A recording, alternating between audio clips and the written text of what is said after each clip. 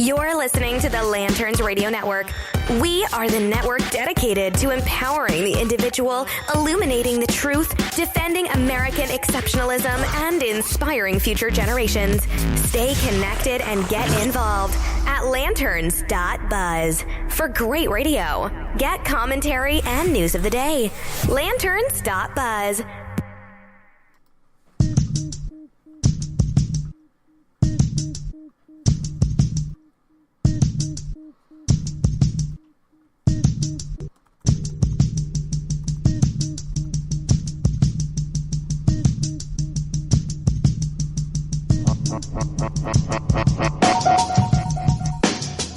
Good afternoon, everybody. You're listening to the Holonet Podcast here on the Lanterns Media Network, straight from Phoenix, Arizona.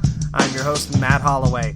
Today we're going to be going over a couple of different things, but I think the crux of it is going to be the Disneyfication of the entertainment industry. That's right, this week it was announced that Disney would acquire a good chunk of Fox. So that means 90% of this weekend's box office went to the same company. All that and more here on the Holonet Podcast on the Lanterns Media Network. Stick around.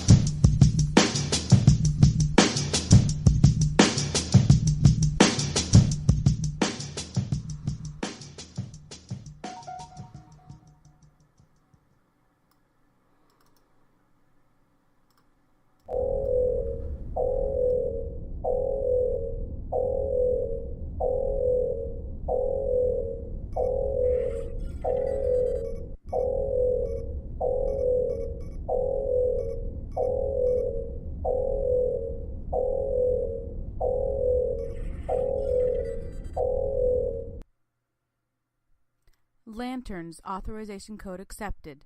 Logging in. Your access to the Holonet has been approved. Please stand by.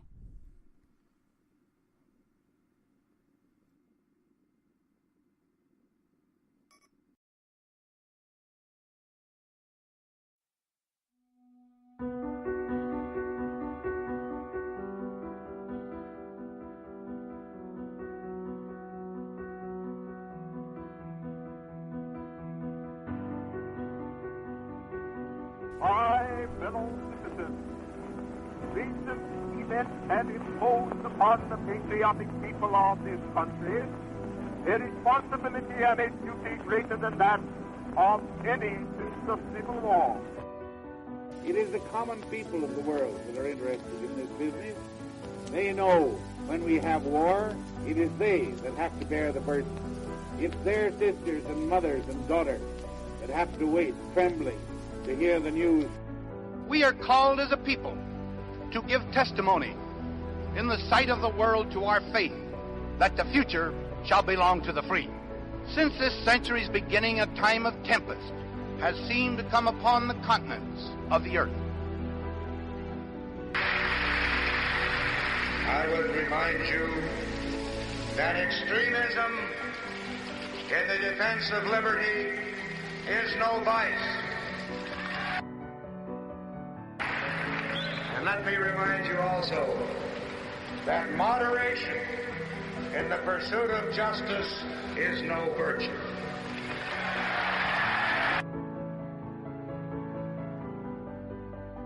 I want the people of America to be able to work less for the government and more for themselves. I want them to have the rewards of their own industry. This is the chief meaning of freedom. Until we can reestablish a condition under which the earnings of the people can be kept by the people, we are bound to suffer a very severe and distinct curtailment of our liberty. You're listening to the Holonet Podcast on the Lanterns Media Network. The new conservative resistance begins right here, right now.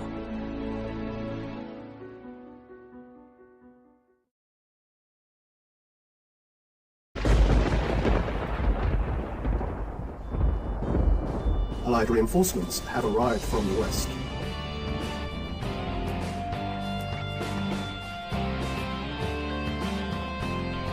You're listening to the Holonet on Lanterns Media Network. The millennial conservative resistance begins here.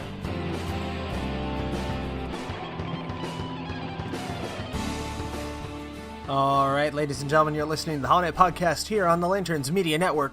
From Phoenix, Arizona, I'm your host, Matt Holloway. Today is Sunday, December 17th, in the year of our Lord 2017. It is the third weekend of Advent. That's right, we are 1 week away. We are simply 1 week away from fundamentally changing Christmas. Yeah, I'm not going to do it, no. It was a lousy speech anyway, and, you know, they really did try to fundamentally change the United States of America and changed it for the worse, so why glorify that speech at all? Anyway, I digress as I get to, because I have my own show. Anyway, what I want to get to with this hour, wanted to jump into the very controversial event surrounding Disney's acquisition of Fox Films and Fox Sports. Now, I'm going to go to a couple of different sources here, just because it's getting weird. According to Rotten Tomatoes, Disney officially acquires Fox Film and TV properties. I believe they also are acquiring Fox Sports. So a total of $52 billion, according to Reuters, they spent on this. Now, for a little bit of perspective, okay, there's a story on Deadline.com. Disney Fox Films controlling 90% of weekend box office results spurred by The Last Jedi. So think about that. 90% of every dollar that got spent in a movie theater this past weekend went to the same company. Now, granted, according to this article, it's going to take 2 years or more or less before Disney fully controls their new Fox assets. But the current statistic, to give you a taste of their combined box office power and post-merger, their domestic ticket sales this week took in $280 million. Disney and Fox generated 90% of that, or a total of $252.1 million. That's nuts. I mean, that is just an absolutely absurd amount of market share. If you're looking at any other business, one would have a significant concern over what the antitrust implications of this type of a merger are. And we're continuing to see that, not just in this Disney-Fox merger, but more concerning, I think, and in conversations that I've had, is the conglomeration and vertical integration of the creation of content, the distribution of content, and the services which deliver the content. I'll give you an example. You have AT&T. Now, AT&T owns DirecTV. DirecTV has a lot of exclusive content, and they have, of course, agreements with all the content providers that bring you different channels that they have there. So AT&T owns DirecTV. Now, on the AT&T network, you can stream from DirecTV, and it does not impact your cellular data cap. However, if you utilize another streaming service like CBS All Access, for example, Hulu, or Netflix, that does in fact affect your data cap, so that is a little bit prohibitive to you using those services. It could potentially cost you more than it would to just use your DirecTV streaming, so what are you going to likely use if they have the content you want? You're going to use the DirecTV streaming so it doesn't affect your data. So this is a lot of the undercurrent, a lot of the side argument that a lot of people are talking about with the advent of net neutrality. And I think the more important argument than that of net neutrality itself is how we're addressing this increasing problem of media conglomeration, of every single media organization seeming to merge with another larger provider of either internet service or of communications in one form or another, to grow larger and larger and to streamline and, again, vertically integrate the overall system by which entertainment and information is consumed by the American people. If you take a look at the numbers, right now, as it sits, most everything you watch in the United States is controlled by 6 companies. 6 corporations.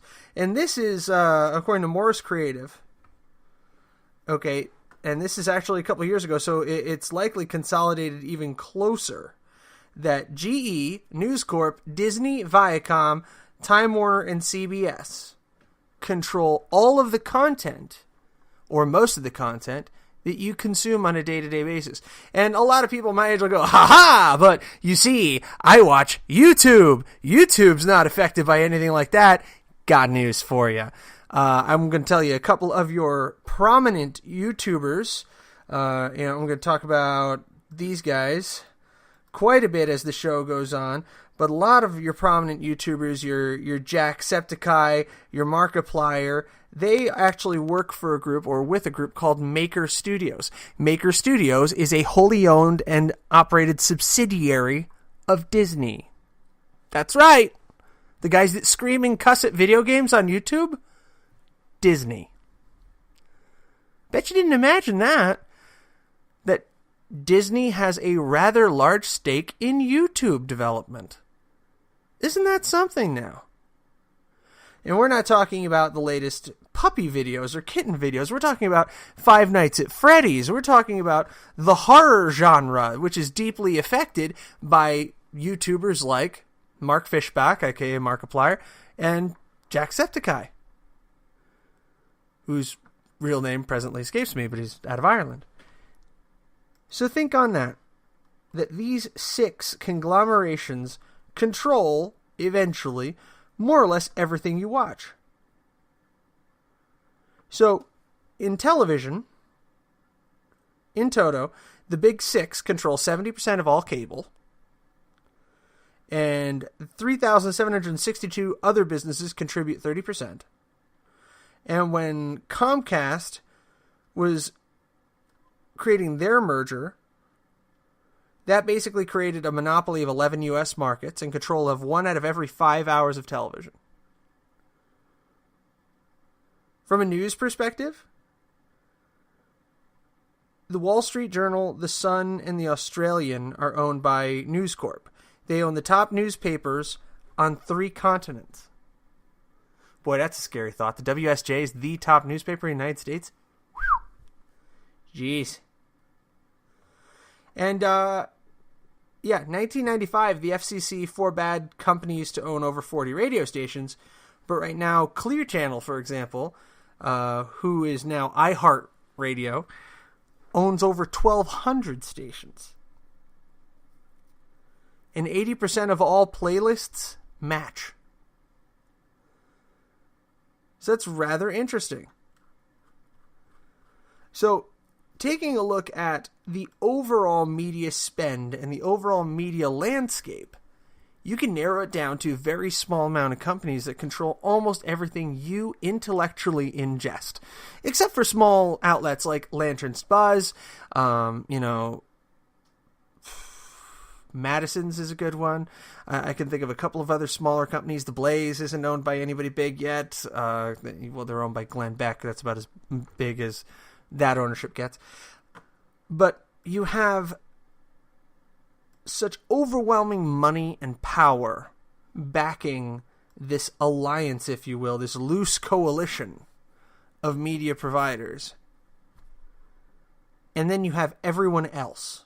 And I think this is why everyone is getting their miscellaneous sundry items in a twist over net neutrality, is because people now fear the mega corporation being a thing. And Google has demonstrated that this monster exists.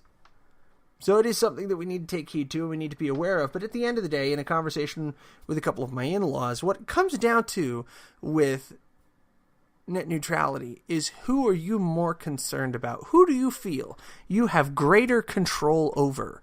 Do you have greater control over your government and a greater ability to influence what your government does? Or greater control and greater ability to influence corporations? And I think that one of the biggest steps to take before we talk about rewriting the entire legal landscape when it comes to internet service providers is that we need to discuss enforcing existing laws. That we need to discuss whether or not it could be considered monopolistic for a company like AT&T to own a content provider like DirecTV. Just food for thought. When we take a quick break, we're going to come back and we're going to talk about the emails that have become the bane of Special Counsel Mueller's existence, and what those could imply for the Trump administration, and whether or not anything's actually going to come of it before Christmas or even after. Is this yet another log on the fire proving that there is a corrupt deep state trying to oust President Trump? Or is this a whole lot of nothing before the holidays? We'll be right back. You're listening to the Holonet Podcast here on the Lanterns Media Network. Stick around.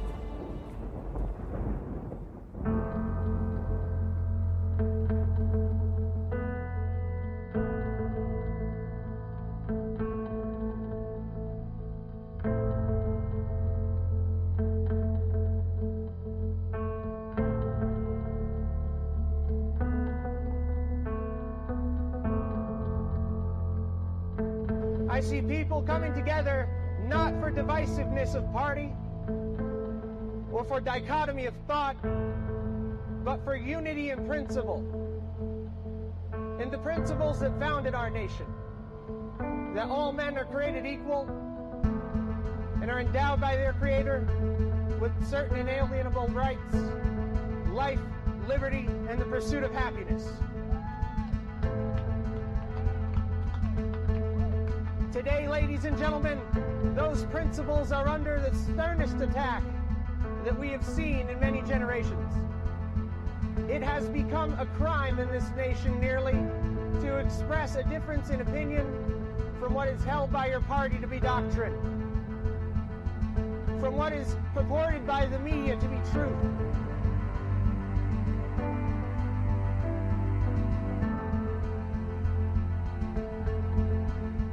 We have an opportunity to reach out to our fellow Americans regardless of their creed and regardless of their political inclinations, and unite as Americans, not as Republicans or as Democrats, as liberals or conservatives, but to unite around the principles that have guided this nation so well.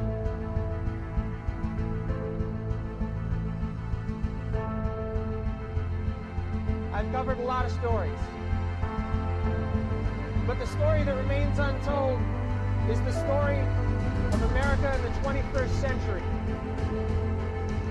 when we choose to turn back the tide against progressive socialism, when we choose to embrace the Constitution, the Declaration of Independence, and the Bill of Rights, when we remember what it is to be Americans.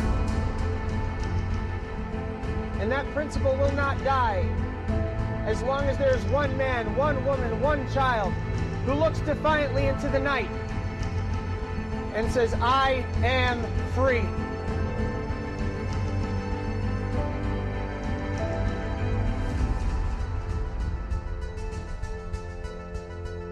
You're listening to the Holonet Podcast on the Lanterns Media Network. The new conservative resistance begins right here, right now.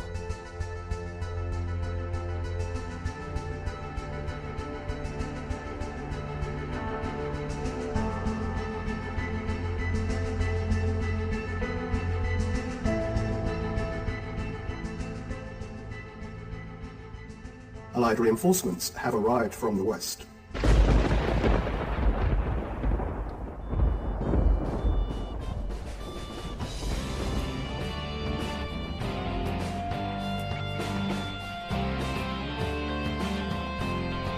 You're listening to the Holonet on Lanterns Media Network. The millennial conservative resistance begins here.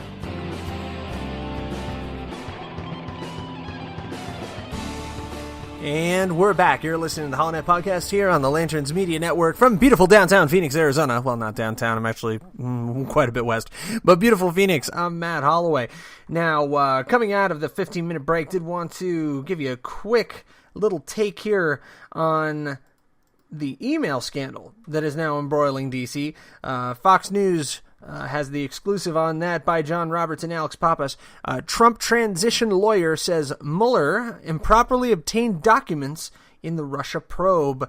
A lawyer for the Trump presidential transition team is accusing special counsel Robert Mueller's office of inappropriately obtaining transition documents as part of its Russia probe, including confidential attorney-client communications, privileged communications, and thousands of emails without their knowledge.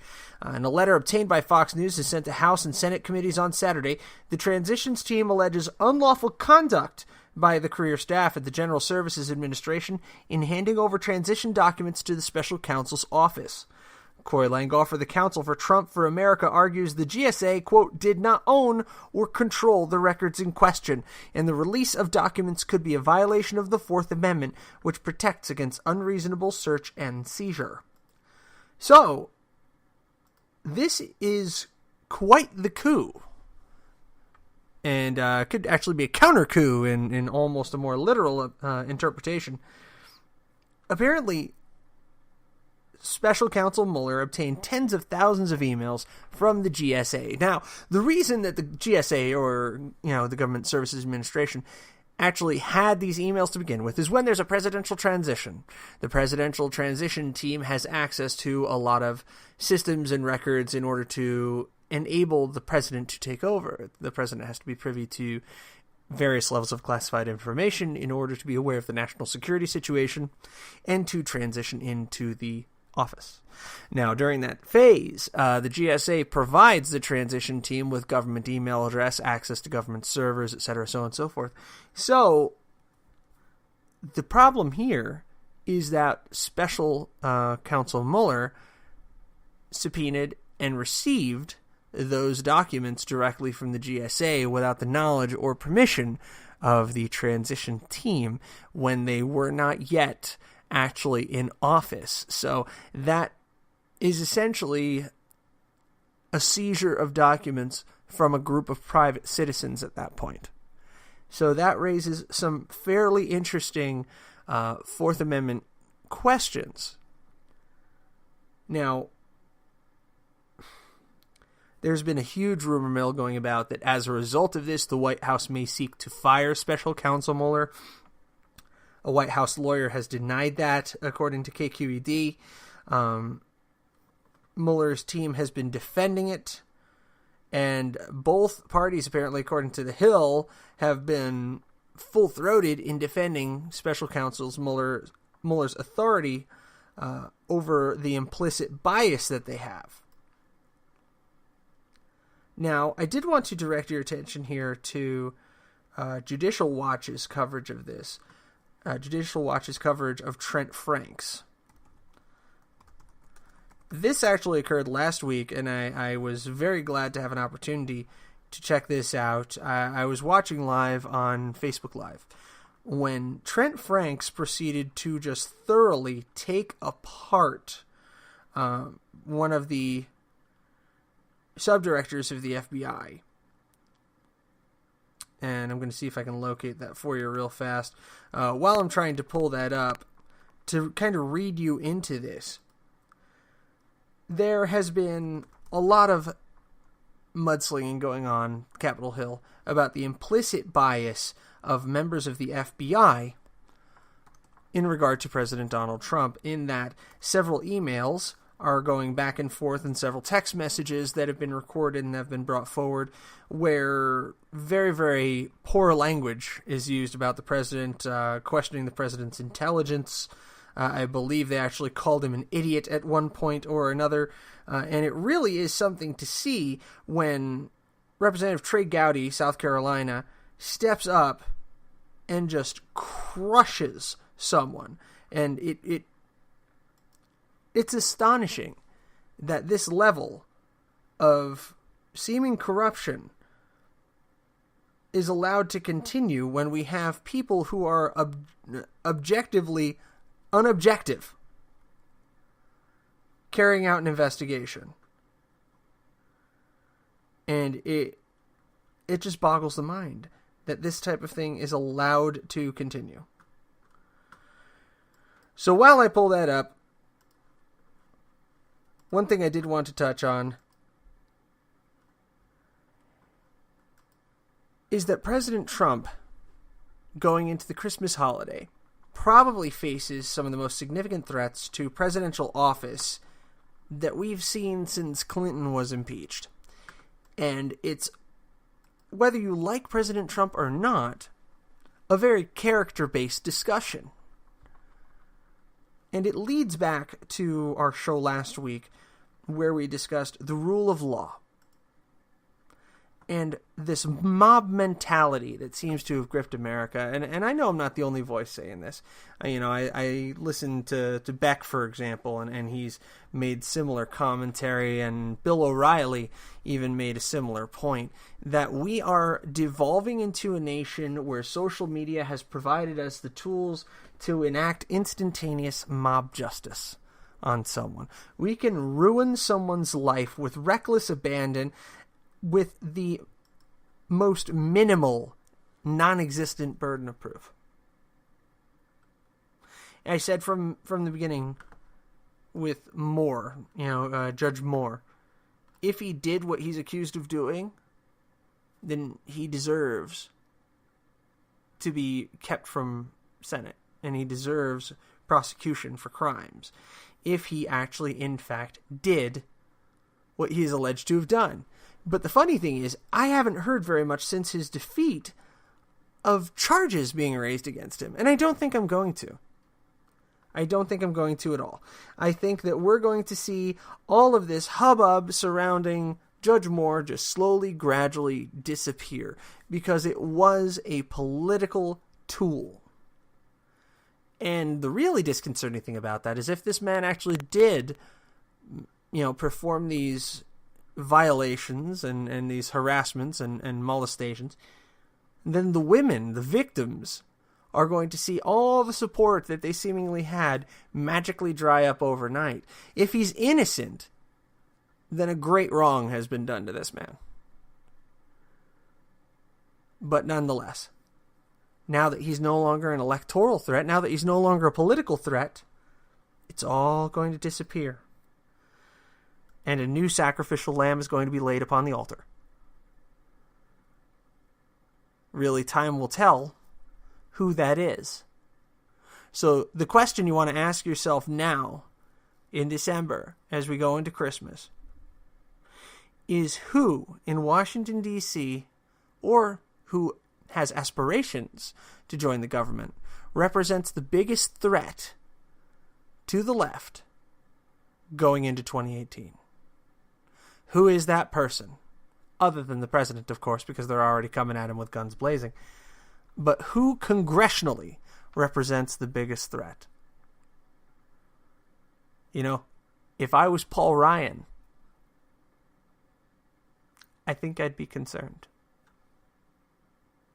Because right now,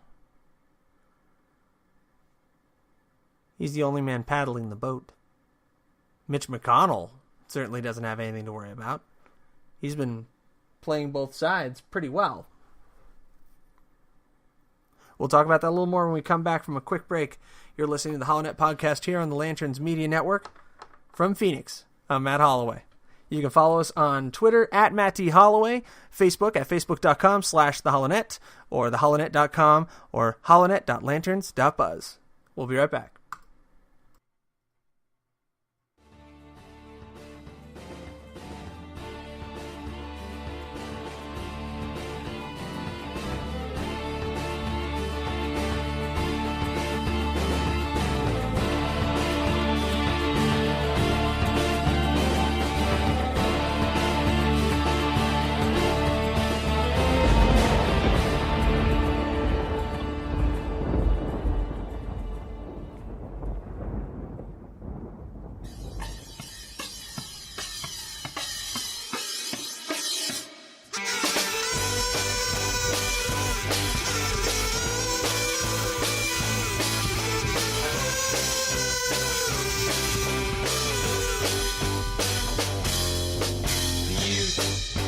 America molested by Ronald McDonald. It's true. Has it happened to you? 'Cause it starts with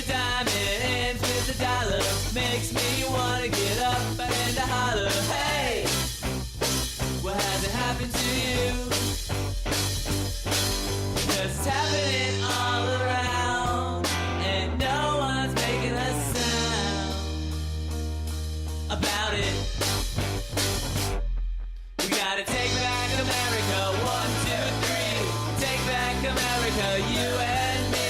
Take back America or we're all screwed.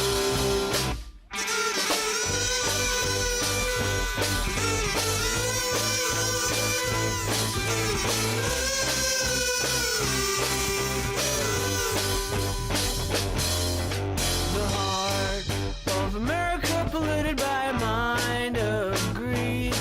It's true. Has it happened to you? 'Cause it starts with a match and ends up in rubble. I think we could be in for a whole lot of trouble. Hey! What has it happened to you? Because it's happening all around, and no one's making a sound. No one's making a sound. No one's making a sound.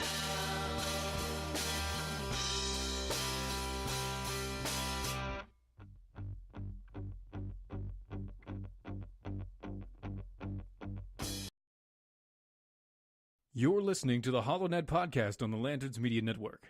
The new conservative resistance begins right here, right now.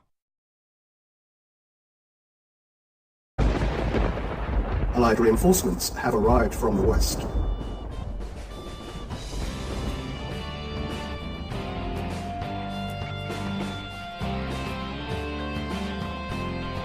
You're listening to the HoloNet on Lanterns Media Network. The millennial conservative resistance begins here.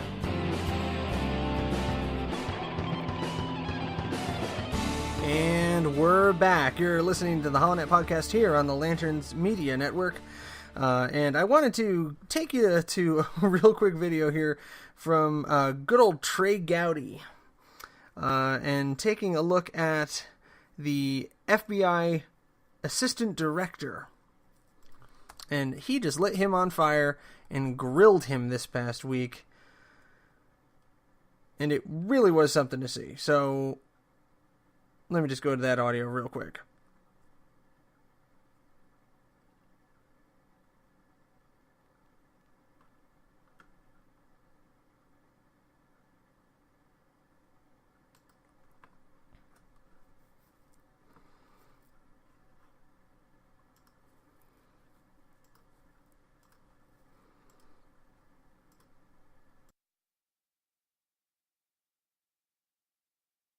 We'll update that information in an appropriate way, and depending on what the information shows, it could be anything from a reaffirmance to a retraction to a clarification. It just depends on what the information shows. But the one thing we will not do is withdraw intelligence assessments based on public outcry. I'm sure you can understand why that's not an approach that ultimately will stand us in. Okay, well, I want to continue to be in contact with you for this, because I think one of the points that we made to you, and I really hope you take it seriously, is the harm that that document is causing. Because what that says, it sends a chill to activists around the country, and my big concern is that local law enforcement will misinterpret that and will clamp down on people exercising their First Amendment right. Time of the gentlewoman has expired. The chair recognizes the gentleman from South Carolina, the chairman of the Oversight and Government Reform Committee, Mr. Gowdy, for 5 minutes. Thank you, Chairman Goodlatte. Director Ray, somewhere today, a group of our fellow citizens will be asked if they can be fair, impartial, free of bias before they sit in judgment of others on a jury. Even in the smallest of courtrooms where there are nothing but empty seats and no television cameras. Somewhere today, those selected to sit in judgment of their fellow citizens will be told that they must wait until the very last witness testifies and the last piece of evidence has been introduced before they can even begin to deliberate on an outcome. So if our fellow citizens should be impartial and free of bias, and if our fellow citizens must wait until the last piece of evidence is introduced, the last witness is called, before they can reach a verdict, a conclusion, an outcome, then I don't think it's asking too much that the Department of Justice and the FBI do the same thing. There is no member of Congress who holds the department and the Bureau in higher esteem than I do. There are others who hold you in high esteem, but I would take second place to no one. And I have defended the department and the Bureau when, frankly, it was pretty damn lonely to do so. When my Democrat friends were asking that Jim Comey be prosecuted for a Hatch Act violation about this time last year, they now want him canonized, but this time last year they wanted him prosecuted for a Hatch Act violation. When your predecessor sat right where you're sitting and was embroiled in a fight with this little tiny startup company called Apple, I was on the side of the Bureau. When there are calls for special counsel, even today, I reject them because I trust the women and men of the Department of Justice and the Bureau, the professionals that we hired to do their job. And the vast majority of line prosecutors and line agents are exactly what you described in your opening statement. They are exactly what you described. But unfortunately, the last 2 years have not been good years for the Bureau, and they have not been good years for the department. We had an attorney general meet with the spouse of a target of an investigation on the tarmac and asked that an investigation be called something other than an investigation, but be called a matter. We've had an attorney general recuse himself from the largest, most significant investigation currently in his office. We had the director of the FBI appropriate a major charging decision away from the Department of Justice because he was concerned that the public wouldn't have confidence if the Department of Justice handled that decision themselves. We had an FBI director write 2 politically volatile letters weeks before an election. We had an FBI director memorialize conversations he had with the President of the United States because he didn't trust the President's recall of those conversations. And I think what frustrates some folks is when Director Comey wanted special counsel for President Trump, he leaked one of those memos. When he didn't have confidence in Loretta Lynch, we didn't hear a word about it. There were no leaks that prompted special counsel when he didn't trust Loretta Lynch. There were leaks when he decided he didn't trust President Trump. We've had an acting AG fired. We've had the director of the FBI fired. And we can't manage to find prosecutors who haven't donated to presidential candidates. Out of all the universe of prosecutors that you used to work with, and I used to work with, and Johnny Ratcliffe used to work with, we can't find a dozen that haven't donated to major political candidates. And now we have Special Agent Strzok. It was the Inspector General, not the Department of Justice, not the Bureau who found these texts. It was the Inspector General. And I share your confidence in his objectivity. I share it. But it shouldn't have been the Inspector General that had to bring this to our attention 12 months after it happened. And that same agent is the one who reportedly interviewed Secretary Clinton in an interview that you and I have never seen conducted that way before. To have potential witnesses and potential targets sit in on a witness interview, I appreciate your professionalism and your unwillingness to want to say how unprecedented that is, so I'm not going to ask you. I'll just tell you, it's unprecedented. And that same agent is alleged to have been the one that changed the language. You're right, they are synonyms. Extremely careless is a synonym for grossly negligent, which begs the question, why change it? But you and I know why it was changed. It was changed because the statute says grossly negligent. And if you're not going to charge someone, God knows you don't want to track the statute with the language that you use. That would be stupid. What's also stupid is to do that memo 2 months before you've interviewed the target. That memo was drafted before the last witness was interviewed. Director, it was drafted before the target of the investigation was even interviewed. Which makes people wonder, was the decision made before the interviews were finished? And now we believe that that same agent is also involved in the investigation into President Trump and his campaign. and may have interviewed Michael Flynn. That hasn't been confirmed, and we don't know what role, if any, he took in the preparation of documents for court filings. So I'm going to say this because I'm out of time, and I appreciate the chairman's patience with me. You have a really important job. When all else fails in this country, we want to be able to look to the FBI. We want to be able to look to the Department of Justice. When all the other institutions we trust, including Congress, appear to be broken, we want to be able to look to you. It's been a really bad 2 years. I am counting on you to help answer our questions in Congress, our fellow citizens' questions, but I am more than anything counting on you to go back to work for that blindfolded woman holding a set of scales that really doesn't give a whit about politics. That's Now, if anybody hasn't heard Trey Gowdy speak before, he speaks very eloquently, and his South Carolina drawl's pretty dang unmistakable. But what we need to get to here is the point surrounding this Agent Peter Stroke, and which his name is not spelled like that. I don't know why it's pronounced that way. Peter Stroke, and Director Wray's FBI, and Trey Gowdy lays out the case that if the language was not inappropriate, why was it changed? When it comes to Secretary Hillary Clinton's letter, saying extreme carelessness and negligence, and he nails it completely. We have clear and present indications that a politically influenced and motivated Department of Justice and the FBI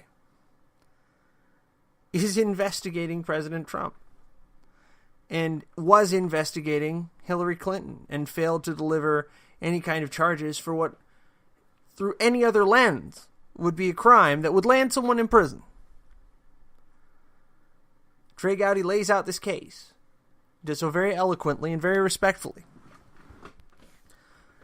And if you haven't listened to him before, I strongly recommend you start, and that you pick up your ears whenever you see him speaking in front of Congress. You tune into that Facebook Live video, you switch over to that Twitter feed, because Trey Gowdy is one of the few men in this country who truly is fighting to restore some semblance of sanity and justice to the American people. And this may have gotten a little bit sideways, but it's something that I really wanted to play because it's something I listened to this week, and I had a little bit of faith restored in me that there are, in fact, people on Capitol Hill who are really working, really striving, and really trying to bring about truth, to find fact, and to properly serve the American people and ensure justice is done. And I will say this, as I've said before, if these 16 women were victimized by President Trump, they need their day in court, and President Trump needs his day in court. This must take place. If they were not, and it's just more political showmanship, then that also needs to be brought to light, and quickly, before further damage, irreparable as it seems, is done, not just to the prestige of the American system, but to its very soul. I can think of nothing more harmful to this country right now than a long and grueling impeachment proceeding that did not have the full backing of a majority of the American people. Justice will out. The truth will out. But this witch hunt, or warlock hunt, as Glenn Beck and Bill O'Reilly called it this past week, needs to come to an end.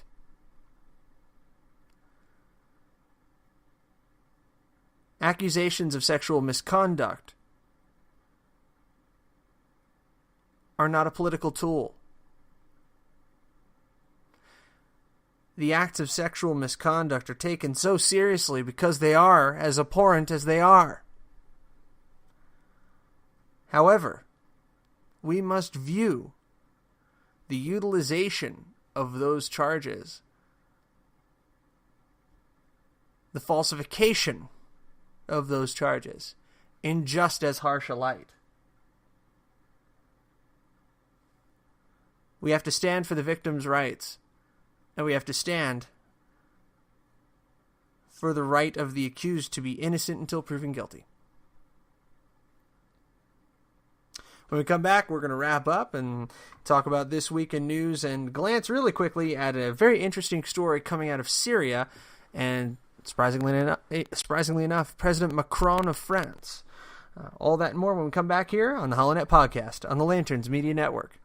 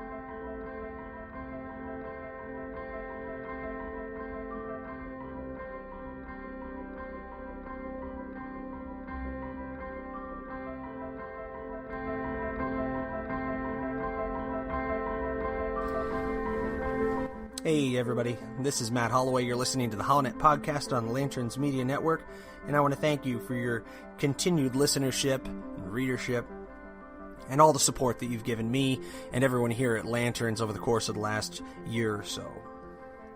Now, as we come up on a year of delivering this podcast on a weekly basis, we've begun to feel a bit more like a community here at Lanterns.buzz, and right now, we're a community that's in need of assistance. So I wanted to call on all of you today, if you can, to log on to patreon.com and search for Lanterns on patreon.com. That's patreon.com/lanterns, because we need your assistance in order to build this network out bigger, stronger, and better than it's ever been. With your support, we can bring in more voices that have been stifled. We can celebrate American exceptionalism. We can grow and educate our people. We can lift a lantern to shine a light into the darkness. Our mission is to shine a light on the actions that our government is taking now or have taken in the past to threaten the rights of Americans without consideration to the political party or organization. We will expose destructive counterculture that aim to destroy the idea of America and celebrate the parts of our culture that live up to the great ideals formally expressed by our founders. Up until now, our entire operations have been funded from the generous contributions of our team members. That generosity has created a growing demand for our pro-American content, and with that growth has come new challenges to expand our operations.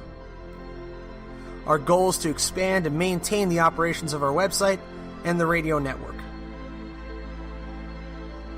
And we humbly and graciously ask that you consider supporting Lanterns.buzz by becoming a patron on patreon.com. Again, that's www.patreon.com/lanterns. Allied reinforcements have arrived from the west.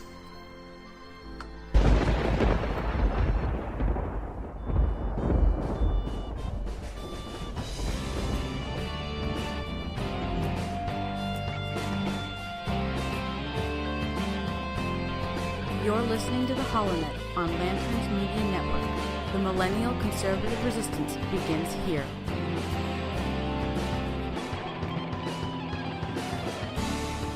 And we're back. You're listening to the HoloNet podcast here on the Lanterns Media Network from Phoenix, Arizona. I'm Matt Holloway. So looking forward to the week ahead. According to TheBlaze.com, top congressional Republican said Saturday that senior leaders at the FBI will be subpoenaed in coming days as more evidence of anti-Trump bias surfaces in Special Counsel Robert Mueller's Russia investigation. Rep. Jim Jordan of Ohio explained on Fox News Saturday he's received a commitment from House Judiciary Committee Chairman Bob Goodlatte to subpoena top officials at the FBI, including Deputy Director Andrew McCabe. So it looks like this is going to continue developing and coming in as the week progresses, and as subpoenas are issued to the FBI, uncovering more and more anti-Trump bias located within the FBI investigation and the special counsel. And if it doesn't appear at this moment that we're going to start to see some changes in the investigation and possibly even termination of Counsel Mueller's investigatory power as a whole, I honestly believe that's going to come within the next couple of weeks. We are going to see some significant changes here. Now, to a quick story from the other side of the pond, I want to talk to you a little bit about French President Macron. Now, according to sources... Sorry, I had a quick audio pop up there. According to sources on the other side of the pond, it appears that Macron says, talk to Assad now and he will answer for his crimes later. So,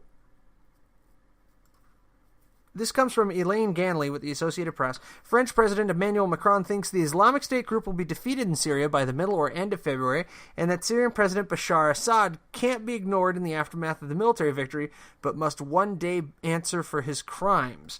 Macron noted on a wide-range TV interview on France 2 that Iraqi authorities declared the Islamic State group defeated this month, and he thinks by mid-end February we will have won in Syria and Bashar al-Assad will be there. Under those circumstances, he said, we have to talk to everybody. We have to talk to Bashar al-Assad and his representatives. Afterward, he must answer for his crimes before his people and before international justice. So, France is now calling for international justice against Assad. It's very, very interesting. You know, President Trump was not invited to...